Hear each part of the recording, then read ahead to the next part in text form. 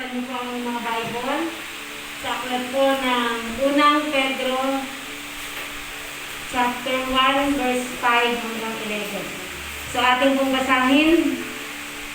Sa pamamagitan ng inyong pananampalataya, iniingatan kayo ng kapangyarihan ng Diyos habang hinihintay ninyo ang kaligtasan na andang ihayag sa katapusan ng panahon. Ito'y dapat ninyong ikagalak kahit na maaaring magdanas muna kayo ng iba't ibang pagsubok sa loob ng maikling panahon. Ang ginto, bagamat nasisira ay pinapadaan sa apoy upang malaman kung talagang dalisay. Gayon din naman ang inyong pananampalataya. Na higit na mahalaga kaysa ginto ay sinusubok upang malaman kung ito'y talagang tapat. Sa gayon, kayo papupurihan, dadakilain at pararangalan sa araw ng mahayag si Jesucristo. Verse 8, hindi ninyo siya nakita, ngunit siya inibig ninyo. Hindi pa rin niyo siya nakikita hanggang ngayon, ngunit sumasampalataya kayo sa Kanya.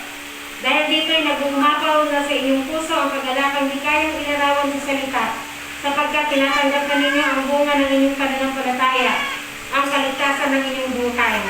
Tungkol sa kaligtasan ito, masusing nagsinyasat at nagsuri ang mga propetang nagpahayag tungkol sa pagpapalang nakalaan sa inyo. Sinuri nila kung kailan at paano ito mangyayari. Ang panahon ito ang itinutukoy ng Espiritu ni Kristo na nasa kanila. Nang unang ipahayag nito ang hirap na titiisin ni Kristo at ang karangalang tatamuhin niya. Tayo pong lahat ay tayo manalangin. Panginoon, maraming pong salamat o Diyos sa pagkakataong binigay mo muli sa amin upang kami magsama-sama na patuloy na mag-aralan ng iyong mga salita, Panginoon. Lord, pakalinisin mo po ang aming puso, ang aming isipan, at anong bagay na hindi karapat-dapat at di kaaya-aya sa aming mga buhay, Lord. Patuloy namin hihingi ang kahabagan, linisin mo po patawarin ang iyong mga lingkod, at patuloy kami nga tanggapin, O Diyos, sa araw na ito, Panginoon. Salamat po sa buhay, kalakasan at hininga na ibinigay mo sa amin, dahil tunay na ikaw ang dakilang Diyos na makapangyarihan sa lahat. Panginoon, sa mga salita na amin pong pag-aaralan, patuloy mo na po itong pinagpala at binasbasan, Panginoon, sa bawat anak mo na may hawak ng iyong mga salita, na patuloy na makikisa ay ikaw po ang maging malayan, mga kilos, makapangusap. Pasuri namin ang aming mga kalagayan sa iyong harapan, Panginoon. Kaya Lord, patuloy ka, Panginoon, mag-manifest sa iyong mga lingkod ngayong umagang ito. Purihin ka, pinagpala mo na po ang iyong mga salita. Itabi mo po ako sa iyong likuran, Panginoon. Ikaw po ang maitaas. Ikaw ang magsalita sa amin, Panginoon. Salamat po, Diyos. Ito ang aming dalangin. Sa pangalan ng aming tagapagligtas na si Jesus, ito po yung binabalik namin. In Jesus' name we pray. Amen. Amen. Lord, pwede na tayong maupo. Dahil nakaupo na kayo. Excited maupo. May mga ganyan na kasulatan po kayo na hawak ngayong umaga. Maganda po kasi ating pag-usapan, bagamat lagi na po nating narinig ito. Yung unang Pedro chapter 1 verse 5 to 11 na pinamagatan natin na ang pagsubok ng pananampalataya o the trials of faith. Ano po? Ang salita po ng Diyos na ating pong binasa ay patungkol sa pananampalataya na maaaring malagay sa iba't ibang hamon ng buhay na tayo ay involved o subject sa ganitong pagsubok. Pero ang tanong, paano nga ba natin naharapin ang mga hamon sa ating mga pananampalataya? Ano ba? Napakalalim ng unang Pedro chapter 1. Bagamat lagi na po natin itong nababasa, pero sabi nga po natin, ating pong suriin, ating pong siyasatin ang ating mga sarili kung gaano po kalalim yung ating pananampalataya sa ating Diyos sa buhay. Sabi nga po dyan, the trials of faith, yung mga pagsubok sa atin, higit sa lahat sa ating pananampalataya. Paano, how can we face these challenges of our faith? Paano nga ba?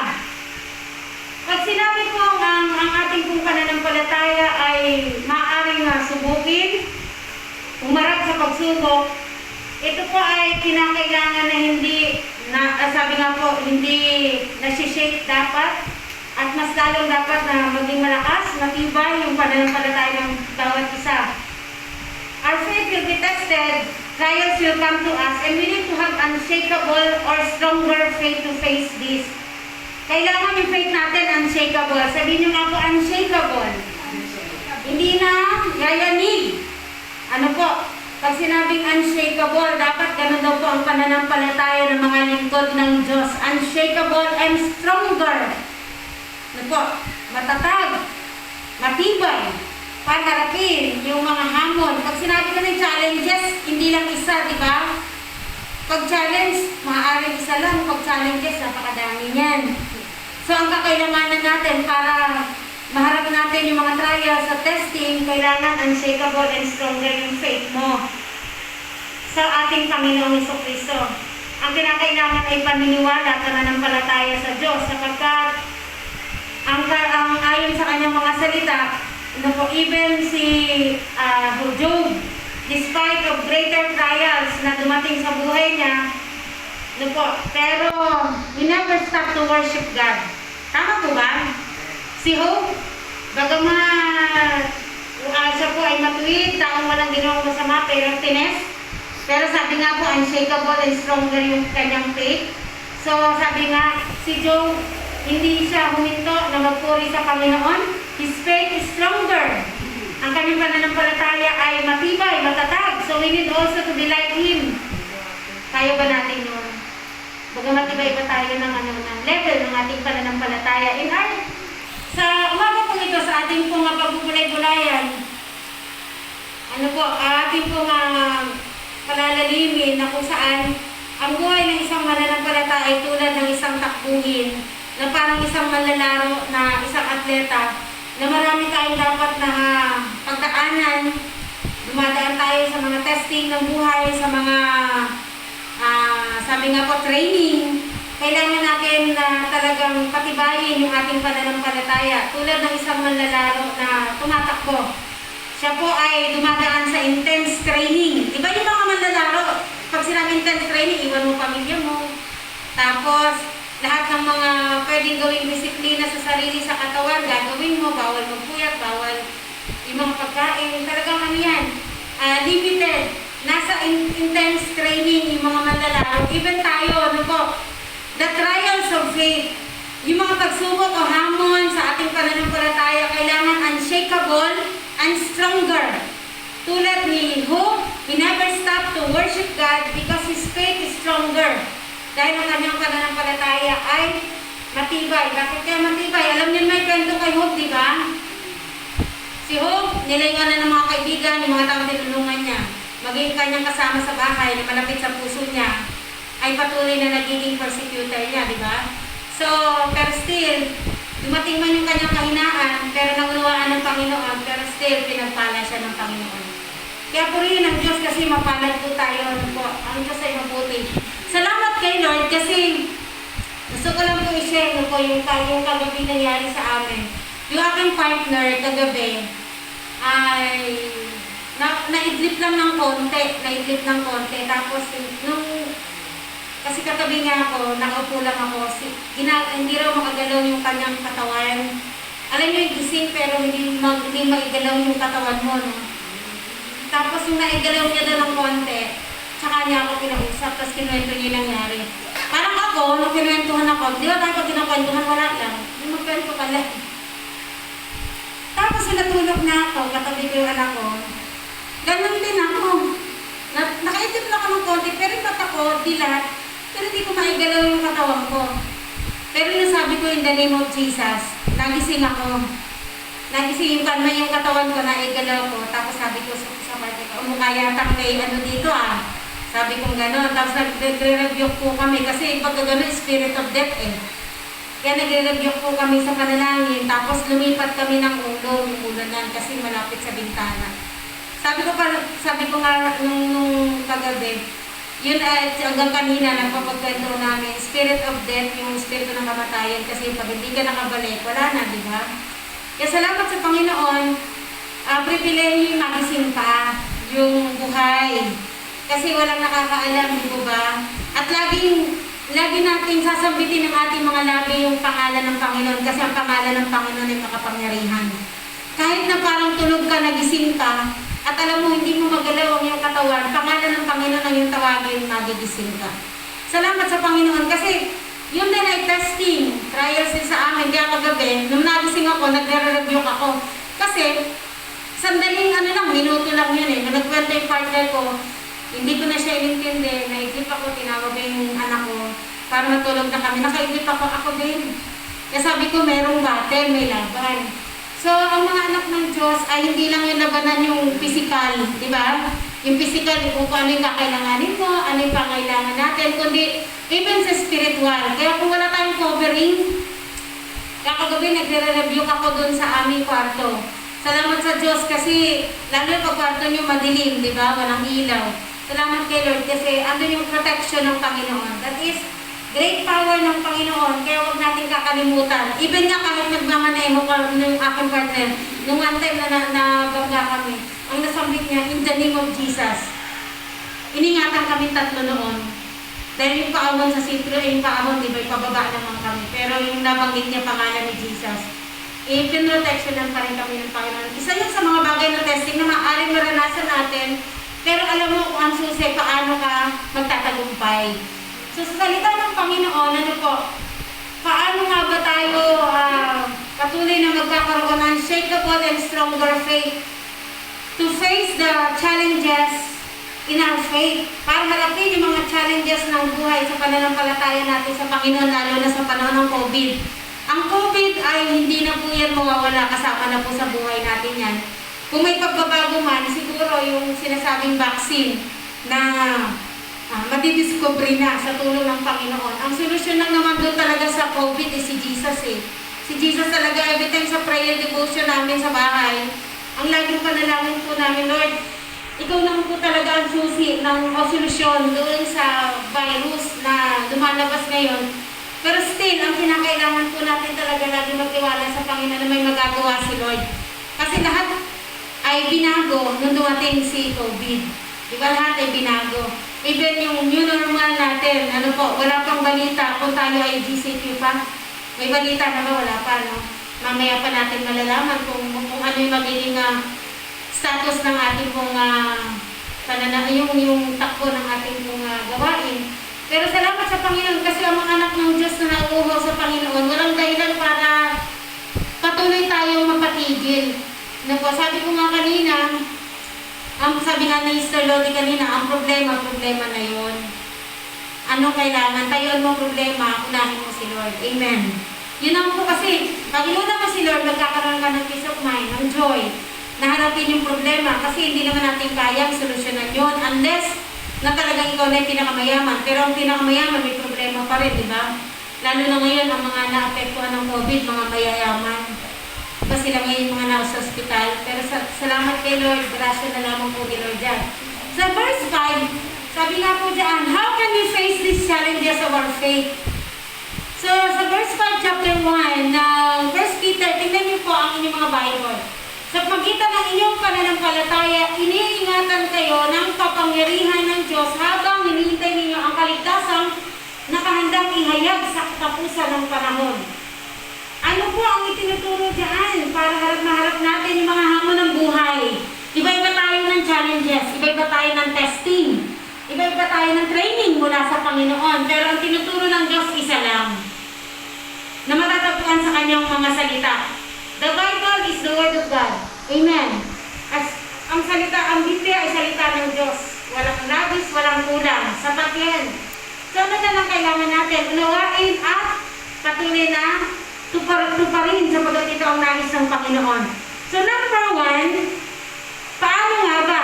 Sabi ko dyan, ang ating pananampalataya bilang mga Kristiyano is subject for preservation.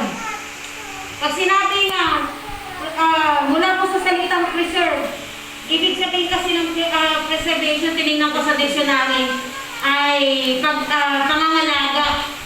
Tayo, mga lingkod ng Diyos, ay nasa pangangalaga ng ating Panginoon.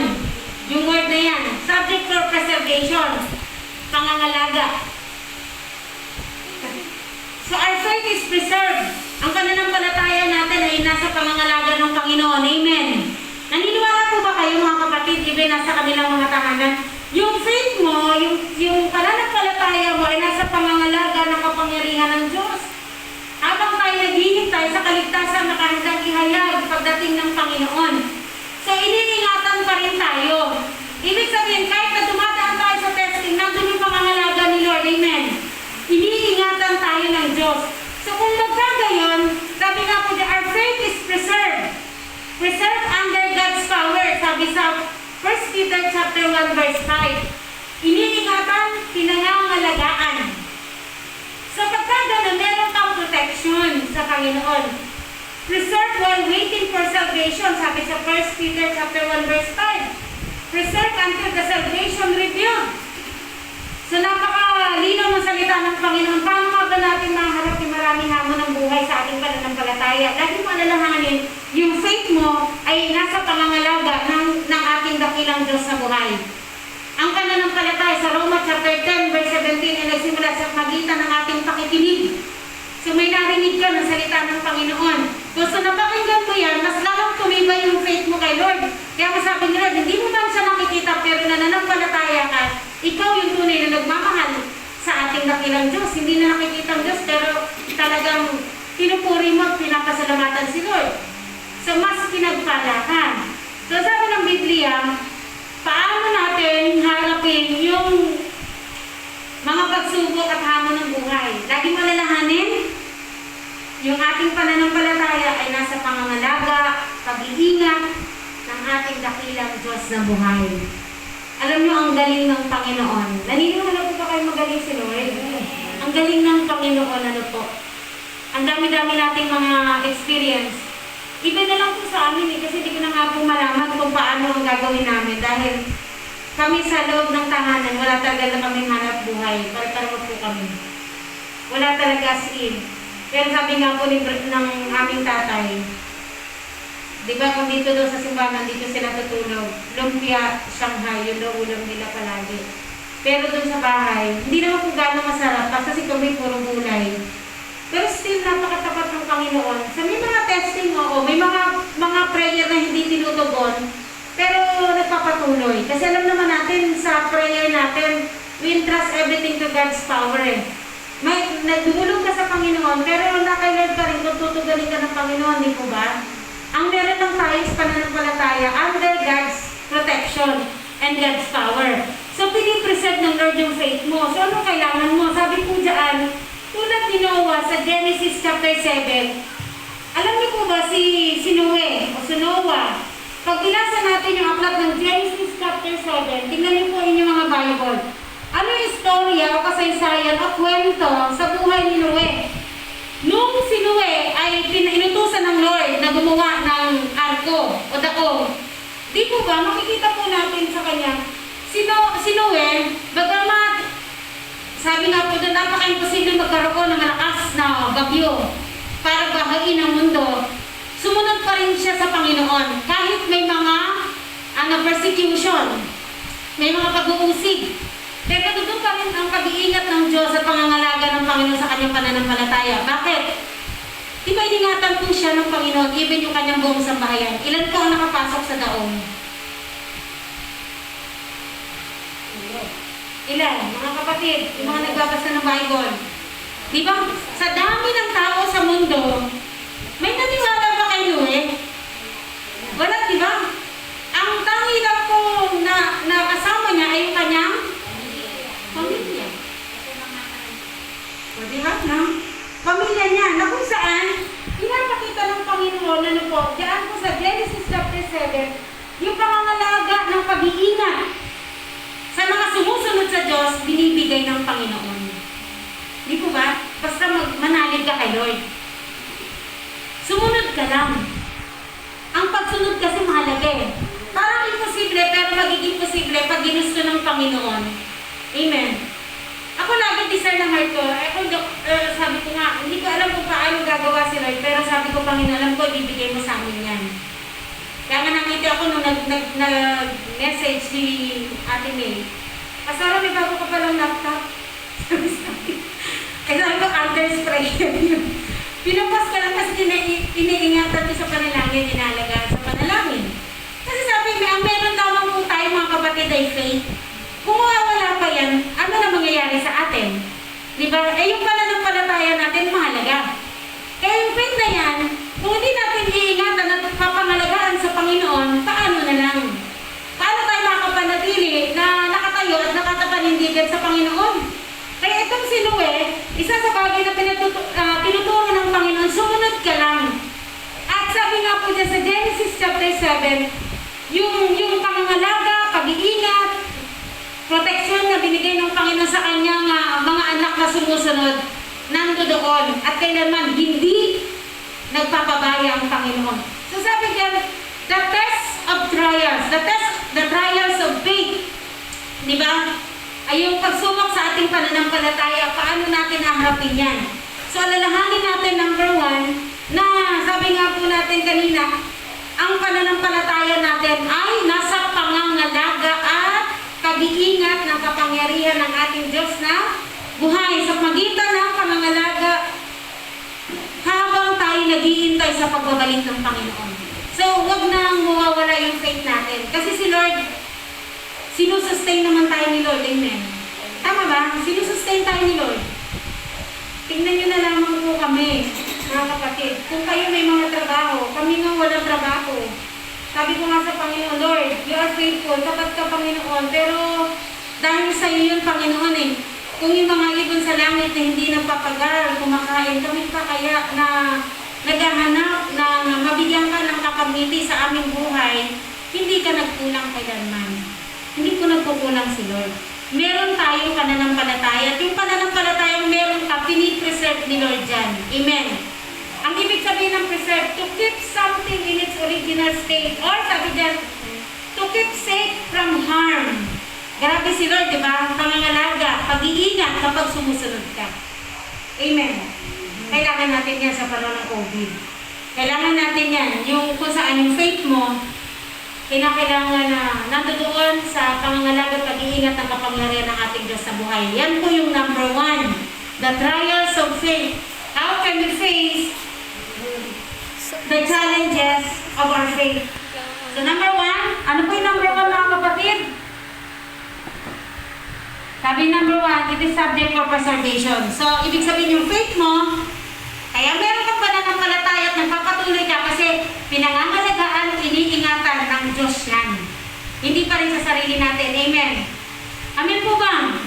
Si Lord na nangangalaga niya kaya may faith ka. Si King David, paano naman po? Sabi dyan, ano po, under niya ng yung pananampalatayang pinangangalagaan at iniingatan ng Panginoon katulad ni Noe. Nakita natin sa Genesis chapter 7, yung pangangalaga sa pag-iingat dahil sumusunod ang anak ng Diyos. Pangalawa, letter B, si King David. Paano siya? Sa Psalm 32, tingnan niyo po, Awit, chapter 32. Paano pinangalagaan ng Panginoon at patunay na pinangangalagaan ng Diyos yung pananampalataya ng kanyang mga anak. Hindi lang yung sa pagsunod, iniingatan. Awit 32, nakita niyo na po ba? Okay, mabibigay sa mga lingkod ng Panginoon. Awit 32. Tignan niyo po mga kapatid. Ang sabi ko, mapalad ang taong pinatawad na ang kasalanan at pinatawad rin sa kanyang mga pagsalansang. Mapalad ang taong hindi pinaparatangan sa harap ni Yahweh. Hindi siya nalinlang. Binanggit po dyan, binanggit yung word na nang hindi ko naihayag ang aking mga sala, ako'y nanghina sa maghatong tagluha. Sa araw at gabi ako yung pinarusahan, wala nang natirang lakas sa katawan. Parang hanggang na natuyo sa init ng pag-araw, kaya ang kasalanan ko ay aking inawin.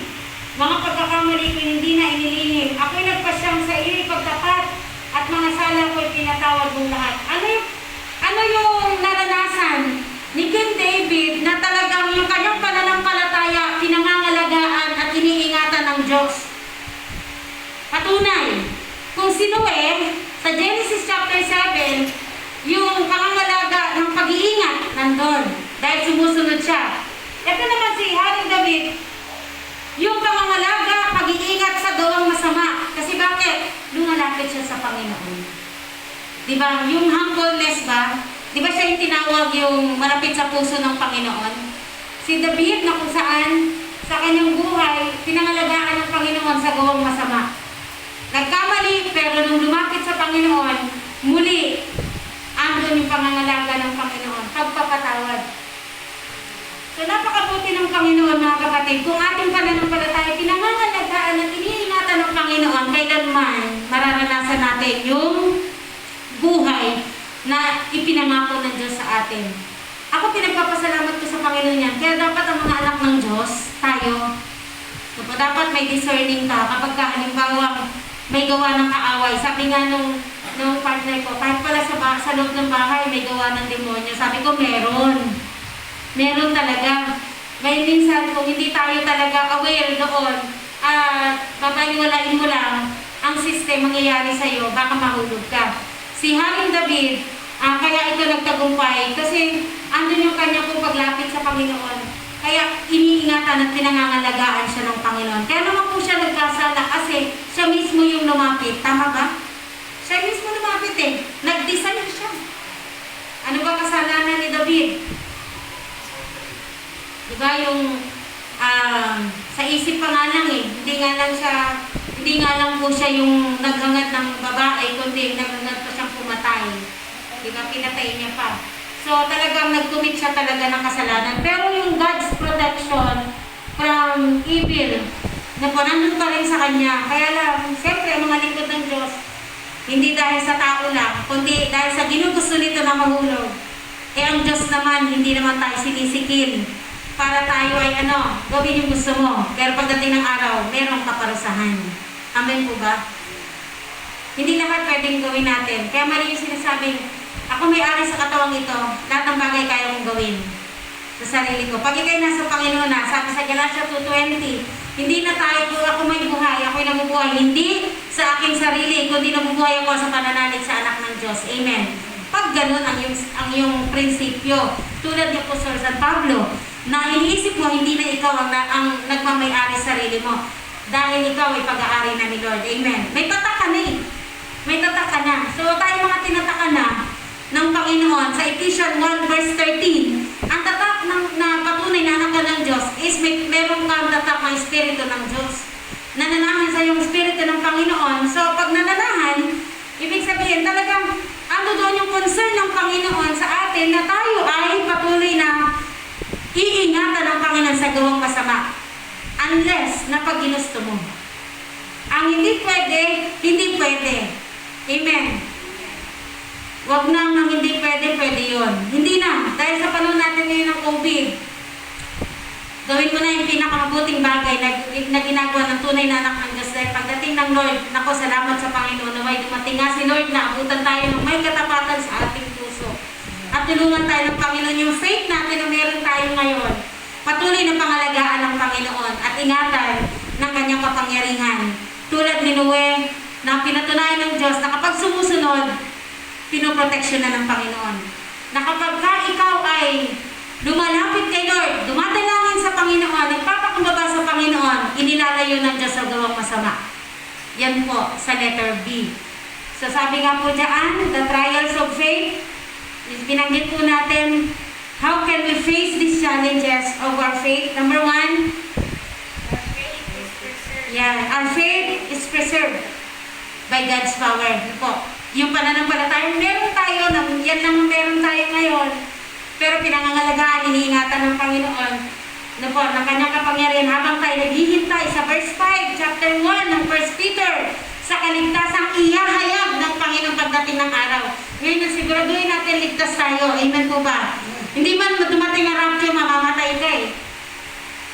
Pero pag namatay ka, siguraduhin mo, ligtas ka. Amen? Amen. Mamamatay tayo pareho. Minsan nga, pag bumabiyahe kami, ang tingin ko doon sa mga tao, may mga dugo yan. Pag tumitingin ako, yung palaw, nagmumotor kaming dalawang mag-asawa. Sa ibang mga tao na yan, may mga dugo yan. Yung dumadali na dugo, ibig sabihin may buhay. Na kapag sa isang iglap, binuso ng Panginoon kunin ka na, mawawala kayo. Pero pinakasigurado dyan, ang pinakasigurado dapat, kahit na ano mangyari sa'yo, secure ka doon. Amen. Yun po yan eh.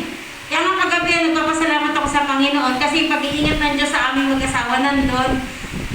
Kaya pag kami nagkukwento sa'yo, ang asawa mo nagkukwento sa'yo, huwag mong baliwalain. Kailangan mong anuhin, kailangan mong pakinggan. At the same time, magkaroon ka ng sensitive spirit ba? Na, mayroong gawa ng demonyo, may gawa ng kaaway. So, kailangan nag-intercede na tayo through prayers. So, nag-intercede lang ako through prayers. So, naranasan ko eh. Paano hindi ako nakabawi? Di ba, no? Si Lord. Ang galing ng Panginoon.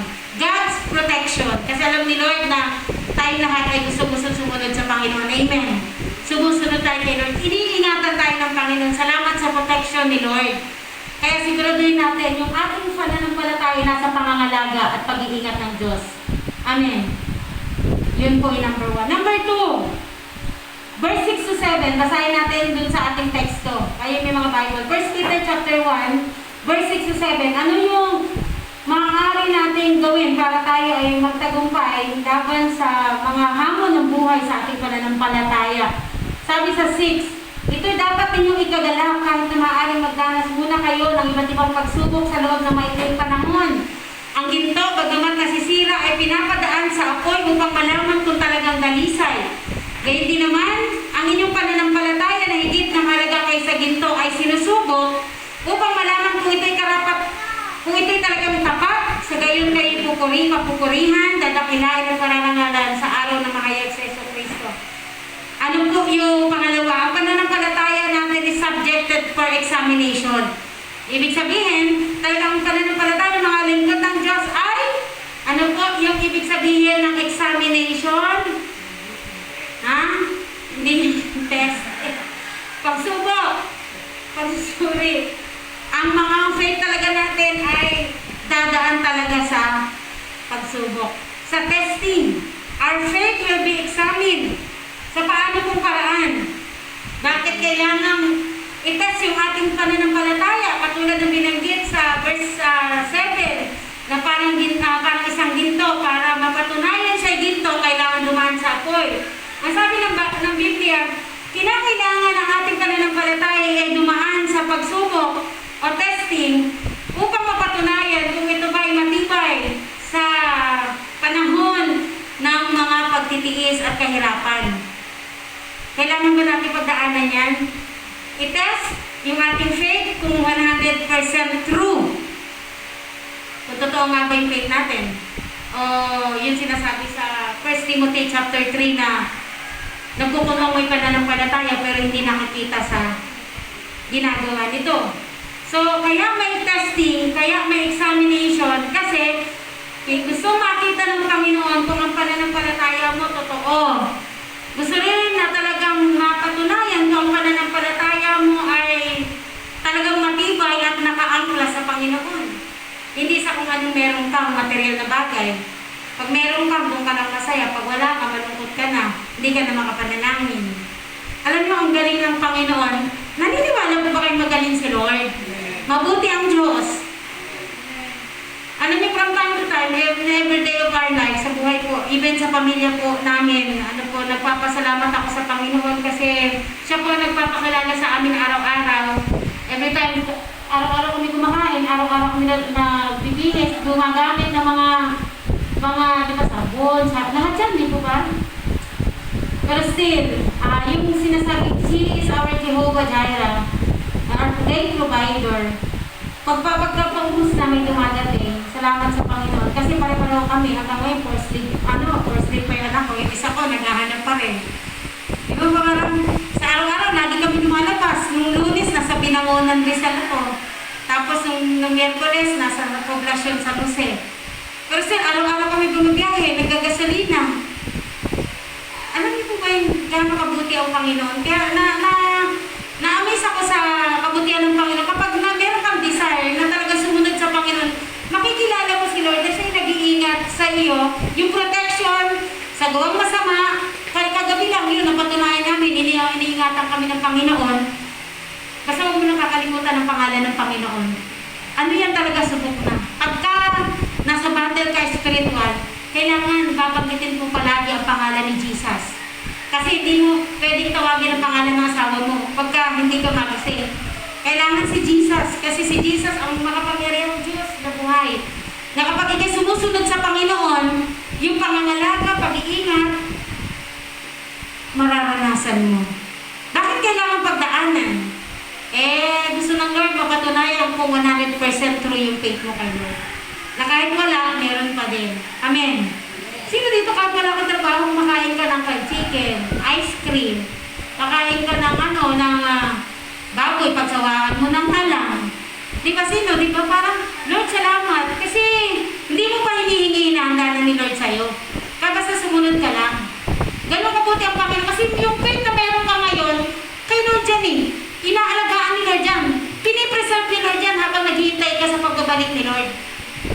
Habang gusto makita ng Panginoon talagang kahit na sa panahon ngayon, dadaan ka pa rin sa testing, pero still, gusto makita ng Panginoon kung 100% true yung faith mo.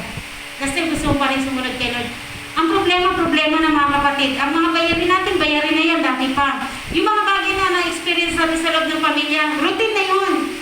Talagang sinusubok talaga, relasyon ng mag-asawa, relasyon ng ama sa anak, ina sa anak, lagi yan. Pero still, yung sinasabi ng Biblia na kapag si Lord yung pundasyon ng ating pananampalataya sa loob ng tahanan, sigurado, laging mararanasan natin yung understanding, yung concern, yung love sa bawat isa. Kasi alam natin, si Lord yung nasa pagitna noon. Kaya every time sa prayer namin, kasi hindi naiiwasan minsan, di ba? Sa tahanan may sigalot. Sino na perfect sa family? Wala nang perfectong pamilya, nagiging perfect dahil si Lord nandun, di ba? Pero still, ang prayer palagi, Lord, laging sa devotion, ang prayer dapat natin palagi. Kapag sinubok tayo sa pamilya, ang prayer natin, Lord, punuin mo po ang pamilyang ito ng pag-uunawaan, pagmamahalan, pagmamalasakitan. Kayo po ang maghari. Kapag gano'n ang dinideclare natin ng ating mga labi, kahit may testing tayo sa gano'n, alam natin na talaga nararanasan mong sinusubok ka, pero nagiging matibay ka. Unshakable and stronger faith. Yan ang kailangan natin ngayon, unshakable. Sabihin nga po natin, unshakable. Hindi nagigiba. Diba? Hindi niyayamig. Stronger. Matibay, matatag na pananampalataya. So, paano natin makikita dyan? God preserve us for we are His children. Iniingatan, pinanangalagaan tayo ni Lord. Bakit? Kasi anak ka ni Lord. Amen. God is our hiding place in times of trouble. Do you believe that? Parang sinasabi natin yung birthday ni Sir Lodi, di ba? God is our refuge and strength, a very present help in trouble. Kasi alam ni Lord, na laging nandyan palagi ang Panginoon para tayo ay tulungan. Siya yung ating pong hiding place in times of trouble. Nararanasan mo yung kalungkutan, nararanasan mo yung parang pag-awa sa sarili, pero pag tinignan mo si Lord, makikita mo, blessed pala ako, Panginoon. So that is the goodness of God. God will flee us away from all evil. So, tutulungan tayo ng Lord at patuloy tayo papagtagumpay ng Diyos sa mga gawang masama kapag ka ikay sumusunod sa Panginoon at pinanghawakan mo ang salita ng Diyos. So, ano pa ang biblical scenario ng pagsubok sa pananampalataya? Si Job, yung binanggit ko kanina, at siya isang magandang halimbawa ng pagsubok sa kanyang pananampalataya pero naging matibay. He will never be, diba? Hindi siya man lang humindo na magpuri sa Panginoon. Si Job, binigyan ni Satan ng test, pero pumasa. Sa Genesis chapter 22, mga kapatid, anong test ni Abraham? Si Abraham, binigyan ng pagsubok. Kala nyo, exempted mga lingkod ng Diyos, pag anak ka ng Diyos, exempted ka na sa testing. Anong testing ni Abraham? Genesis chapter 22, tingnan po natin. Mga lingkod, man and woman of God ito, pero grabe. Pero still, nagtagumpay sila. Genesis chapter 22, patunay na ang mga lingkod ng Diyos ay dumadaan sa pagsubok upang mapatunayan kung totoo ang iyong pananampalataya sa Diyos. Kaya hindi ka exempted. Sinubok ng Diyos si Abraham. Anong pagsubok kay Abraham? Sabi ni Lord, Abraham, narito po ako, tugon niya.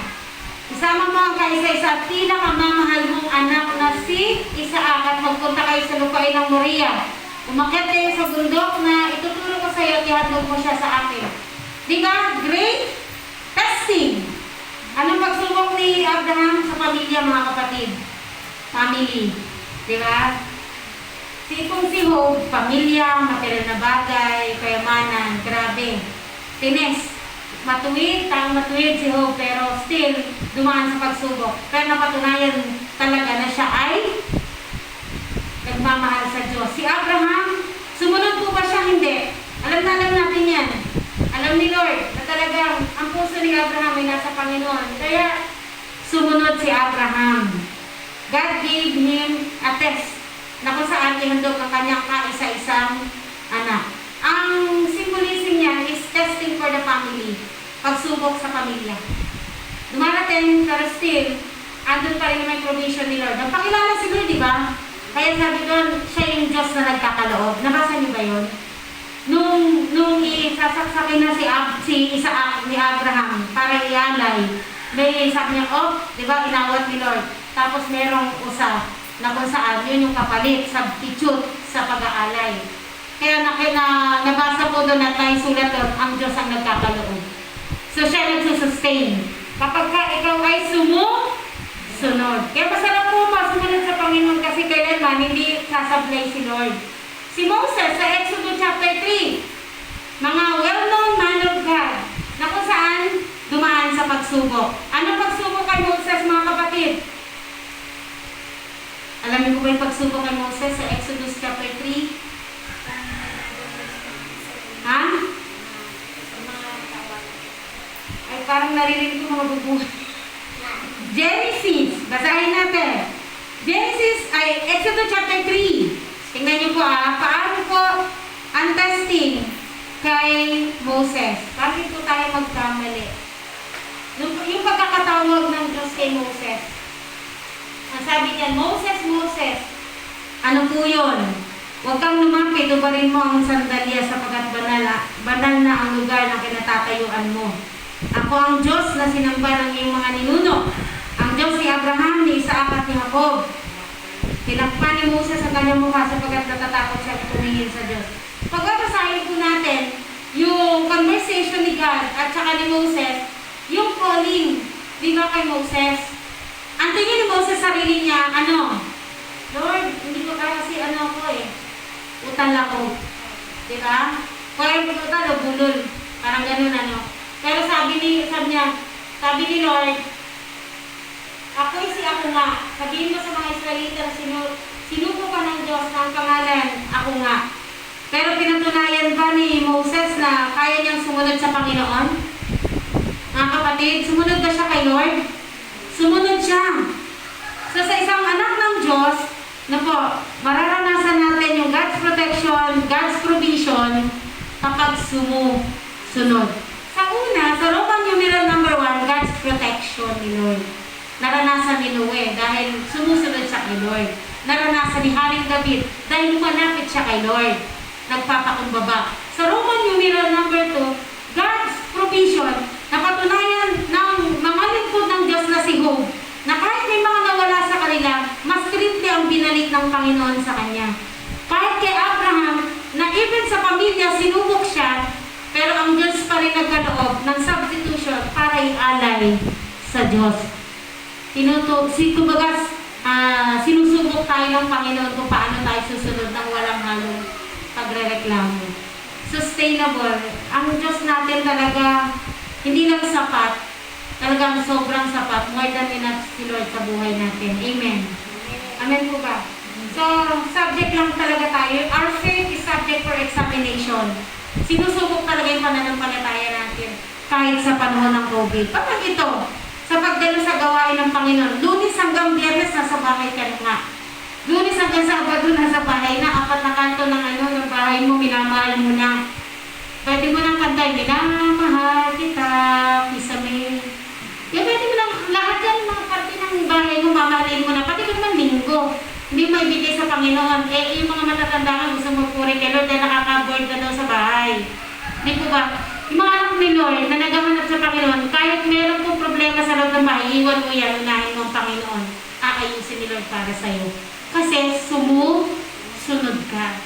Hindi po madali, kasi wala tayo dun, sabi ng ilan, wala kasi kayo doon sa sitwasyon na meron kami. Di ba ganun po ang katwiran kasi ng iba? Pero iba-iba man po tayo ng sitwasyon. Alam naman po natin na ang Diyos natin, yung siya nangangalaga sa faith na meron ka. Kapag si Lord yung nangangalaga, sumunod ka lang. Yung provision at protection andon. Grabe ang Panginoon, mga kapatid. Basta makita lang ng Panginoon yung heart mo na gano'n ka-eager, ka-desire na hanapin ng Panginoon. Lahat ng hinihingi mo, hindi mo pa sinasambit, inahanda na ng Diyos para sa'yo.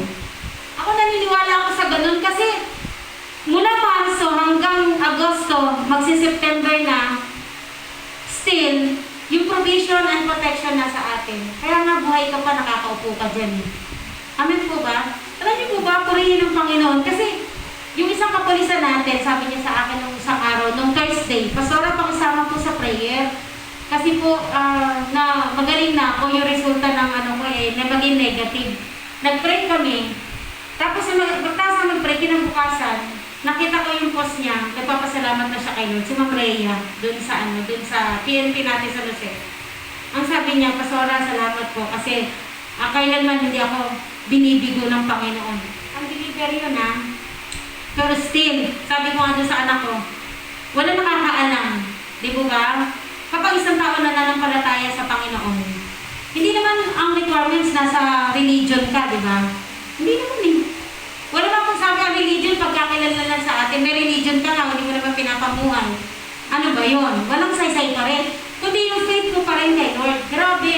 Yung pagtugon ng Panginoon sa mga tao, ang sarap ng pakiramdam na ikaw mismo nagagamit ka. True prayers para sa iba. Kaya wag po tayong mangingi ng prayer request sa mga kapatid natin kay Lord. Kasi alam naman natin, iba yung corporate prayer na napagkakaisa natin.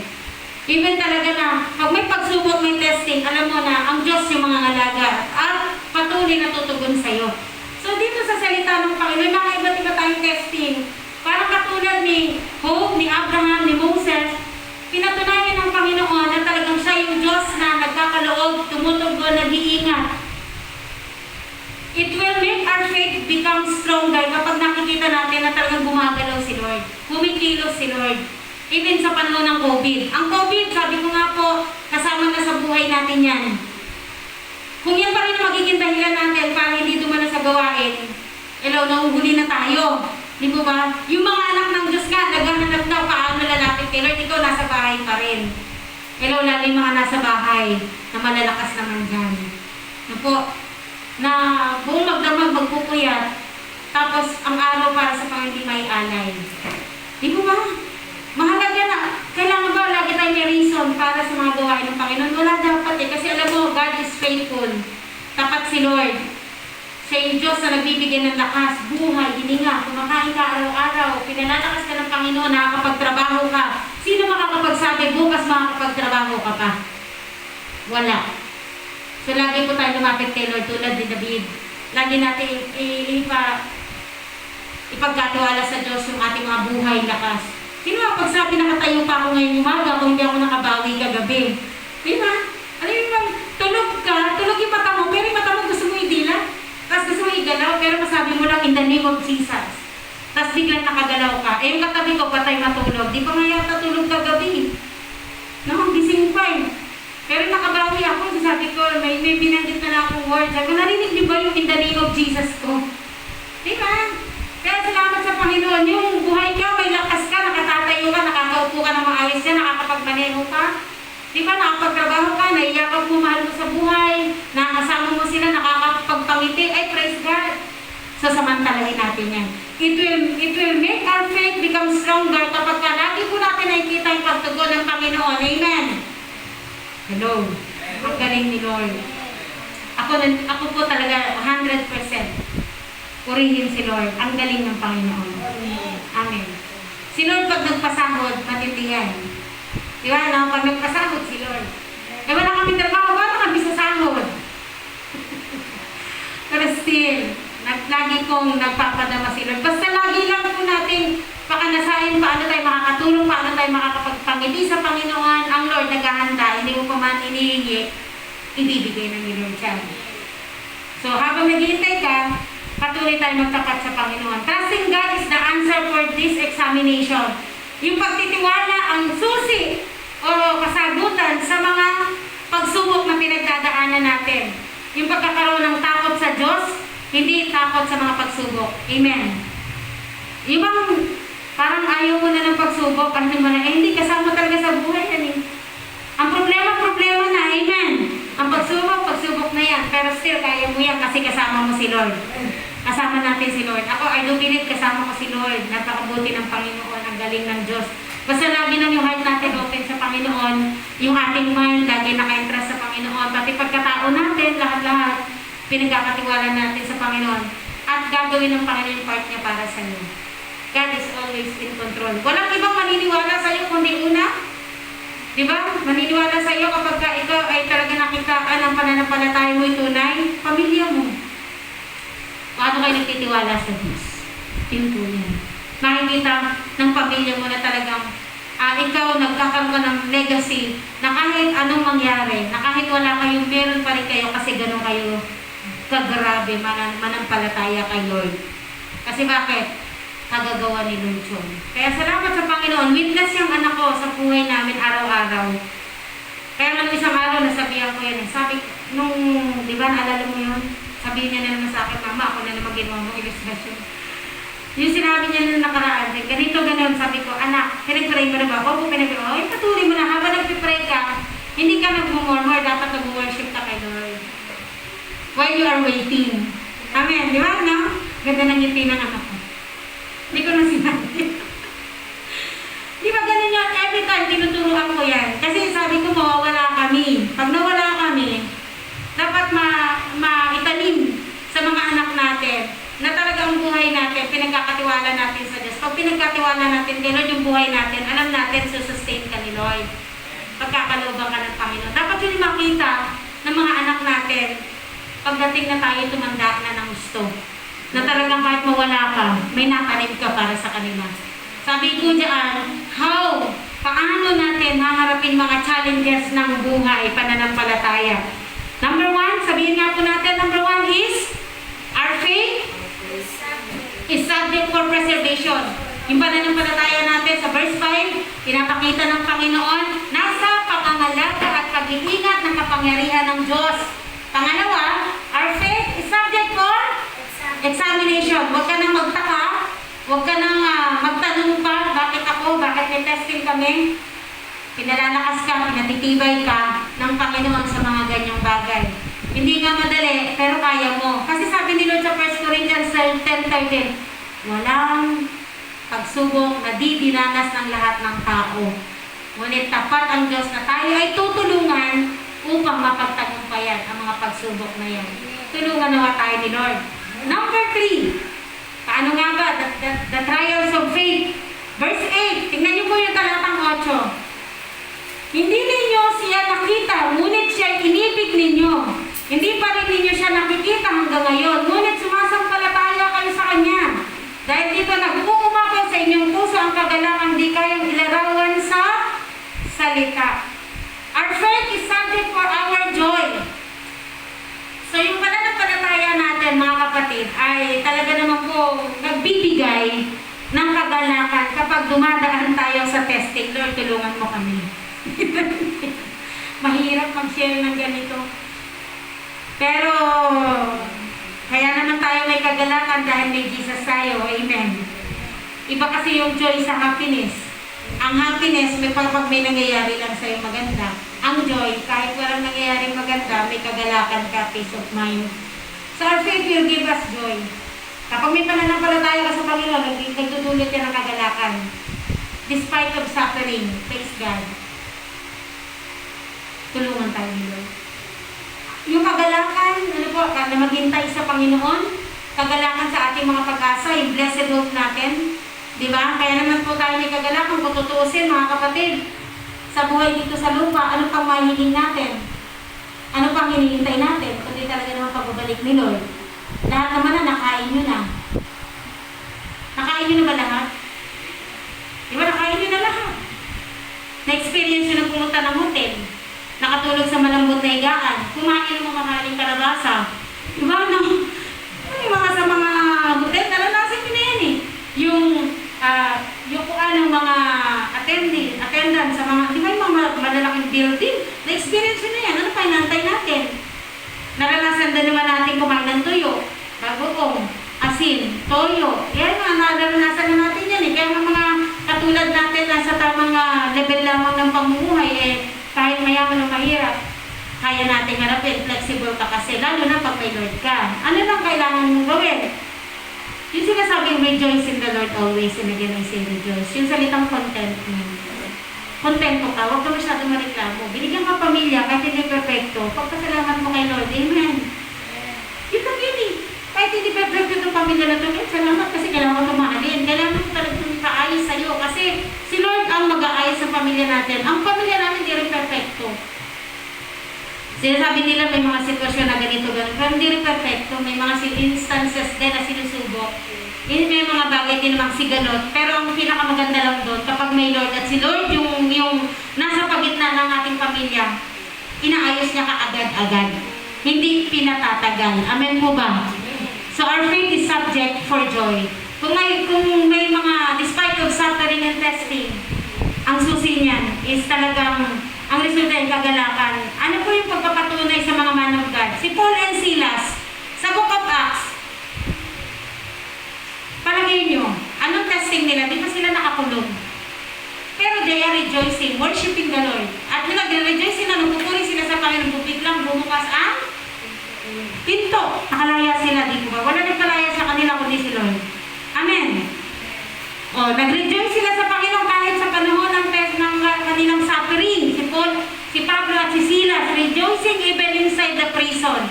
Nakakulong pero nagpupuri sa Panginoon. Grabe yun. Si Joseph, kilala niyo naman yan. Hindi siya nagreklamo, didn't complain and became angry. Hindi siya nagalit, hindi siya nagreklamo, pero he kept his faith and joy in the Lord. Paano yun? Tumulong pa siya sa mga kapatid niya.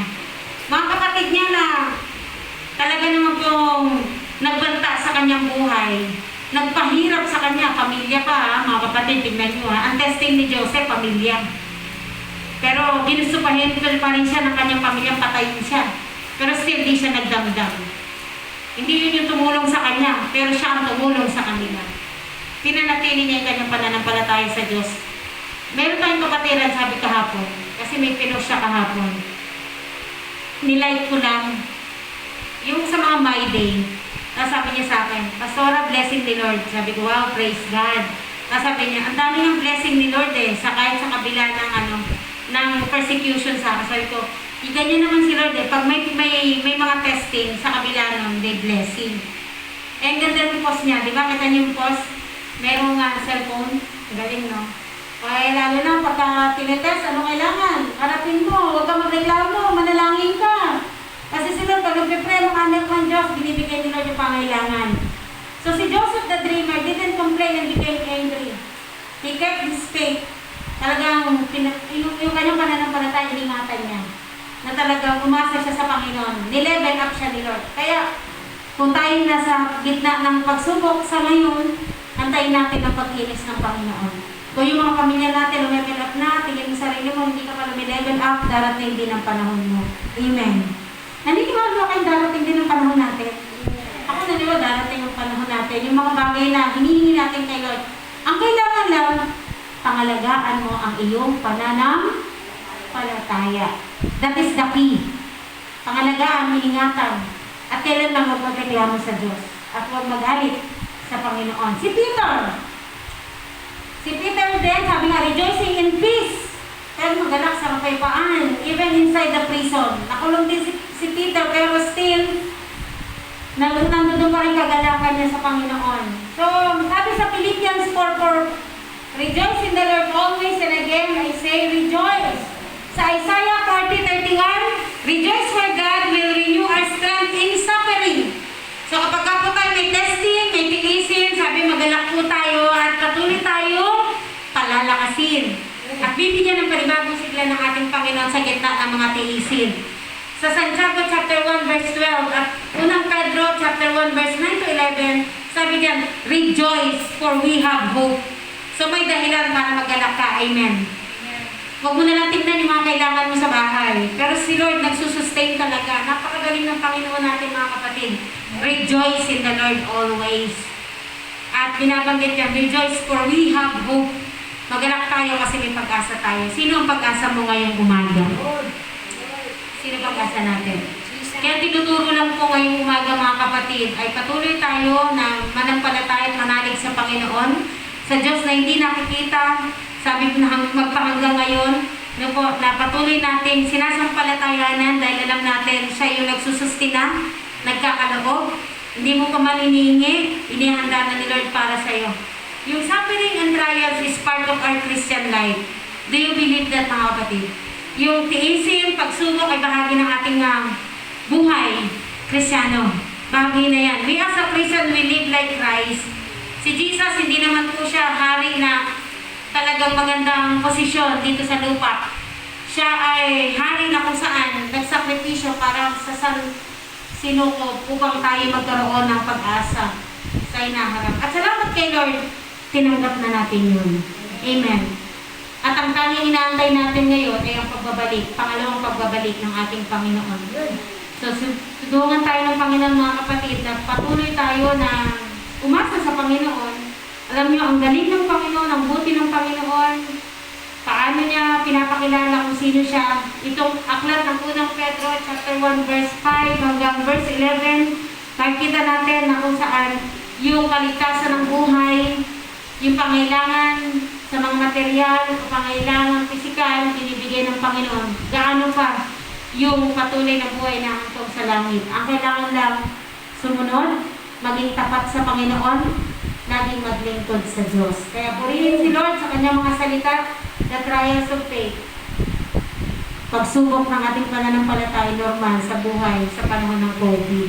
So wala makapagsasabi kung kailan matatapos yan, pero still rejoice in the Lord always sa panahon na to dahil nagpapakilala si Lord sa mga taong gusto siyang makilala. So tayo lahat po tumayo at tawagin natin si Brother Jong para mag-gitara sa atin. Awit tayo ng isang awit at tayo manalangin sa Panginoon at magpasalamat tayo sa Diyos.